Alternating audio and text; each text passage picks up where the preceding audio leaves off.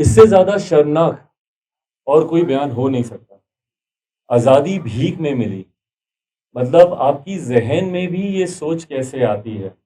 आप कहीं ना कहीं हर उस स्वतंत्रता सेनानी का आप अपमान कर रहे हैं, हर उस स्वतंत्रता के आंदोलन में अपना बलिदान, अपने परिवार का बलिदान देने वालों का आप अनादर कर रहे हैं, तमाम उन महापुरुषों का आप अनादर कर रहे हैं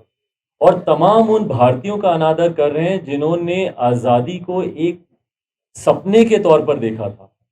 और उसको हासिल करने के लिए उन्होंने अपना जी जान लगा दिया। भला भले वो सत्याग्रह के माध्यम से गांधी जी हों या सुभाष चंद्र बोस हों या भगत सिंह हो या सरदार पटेल हो या जितने भी हों, जिन लोगों ने भी आजादी के लिए अपना बलिदान दिया, महापुरुषों से लेकर ये तो वो बड़े नाम हैं जो कि इतिहास में दर्ज हैं, पर अनगिनत ऐसे नाम हैं जो कि इतिहास में शायद उनके नाम भी दर्ज नहीं होंगे, पर उसके बावजूद उन्होंने आजादी के लिए अपना बलिदान दिया। उस पर यह कहना कि भैया आजादी आपको भीख में मिलेगा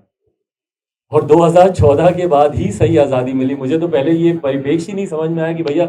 2014 के बाद सही आजादी मिलने का आपका तात्पर्य क्या है। पर बहरहाल मैं अपनी पार्टी की तरफ से इस बयान की निंदा करता हूं और मैं चाहता हूं कि इस बयान को गंभीरता से लेकर इस पे कार्रवाई। भाई देखिए, बोलने की आजादी का मतलब कतई ये नहीं है कि आप देश विरोधी ताकतों की आप आवाज बन जाए। एक बड़ा तबका है समाज में ऐसा जो कि देश विरोधी ताकतों को बल देना चाहता है और मैंने मैंने पार्लियामेंट में भी जब जेएनयू प्रकरण के ऊपर एक बहस हो रही थी, उस वक्त मैंने सदन में भी खड़े होकर मैंने इस बात को मैंने प्रमुखता से कहा था कि हाँ, बोलने की आजादी है, फ्रीडम ऑफ स्पीच है आपके पास, पर बोलने की आजादी का कतई ये मतलब नहीं है कि आप देश विरोधी ताकतों की आप आवाज बनने लग जाए,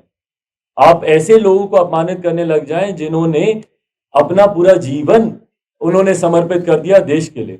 और जिस तरीके से कंगना का ये बयान आया है, मैं उसकी पूरी तरीके से निंदा करता हूं और मैं चाहता हूं कि केंद्रीय नेतृत्व सरकार में बैठे हुए लोग इसको गंभीरता से लें और इसके ऊपर कार्रवाई होनी चाहिए। देखिए, वापसी होनी चाहिए नहीं होनी चाहिए ये केंद्र सरकार के ऊपर निर्भर करता है।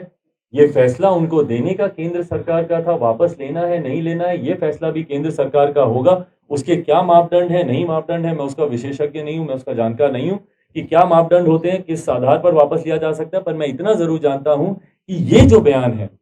ये बयान सरासर गलत है। और एक ऐसे व्यक्ति से ये बयान आना जिसको कि महज 2 दिन पहले राष्ट्र के सर्वोच्च सम्मानों में से एक 4th हाईएस्ट सिविलियन अवार्ड है ये हमारे देश का, आपके भारत रत्न के बाद, आपके पद्म विभूषण के बाद, पद्म भूषण के बाद 4th हाईएस्ट सिविलियन अवार्ड है ये, पद्मश्री आपको दिया जाता है। उसके मिलने के महज दूसरे दिन आपकी तरफ से इस तरीके का बयान आता है जो कहीं ना कहीं देशभक्तों की और आजादी के दीवानों की, जिन्होंने अपनी जान दी, उनकी भावनाओं को ठेस पहुंचाते हैं, ये गलत है।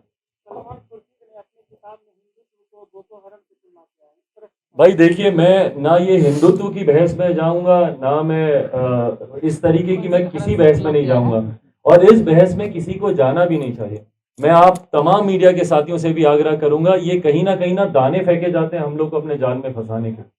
जैसे मेरे सामने बार बार दाने फेंके जाते हैं कि भैया आप भाजपा के ऊपर कमेंट क्यों नहीं करते। मैं क्यों भाजपा पे कमेंट करूं भैया? मुख्यमंत्री नीतीश कुमार यहाँ पे आज सरकार चला रहे हैं, ये नैरेटिव को भटकाने की बात होती है